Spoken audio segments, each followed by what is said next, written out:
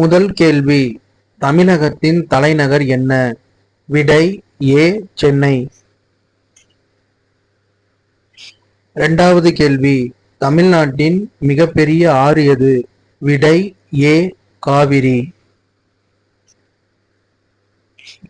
மூன்றாவது கேள்வி, தமிழகத்தில் உள்ள யானைகள் குறித்த புகழ்பெற்ற காடு எது? விடை சி முதுமலை. நான்காவது கேள்வி, ஒரே கல்லால் செதுக்கப்பட்ட பாறை நினைவு சின்னங்கள் எங்கு அமைந்துள்ளன? விடை டி மாமல்லபுரம்.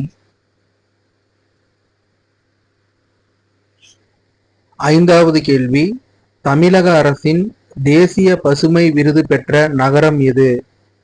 விடை பி திருவண்ணாமலை.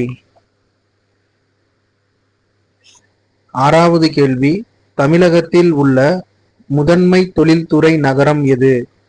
விடை சி சென்னை. ஏழாவது கேள்வி, தமிழ்நாட்டின் பிரபலமான நாடகம் எது? விடை ஏ தெருக்கூத்து. இந்த இடத்துல நாடக கலைன்னு வந்திருக்கணும், திருத்தம் பண்ணிடலாம் வெப்சைட்ல. எட்டாவது கேள்வி, தமிழகத்தில் உள்ள பெரிய தேசிய பூங்கா எது? விடை டி இந்திரா காந்தி தேசிய பூங்கா. ஒன்பதாவது கேள்வி, தமிழகத்தின் அதிகாரப்பூர்வ மொழி எது? விடை பி தமிழ்.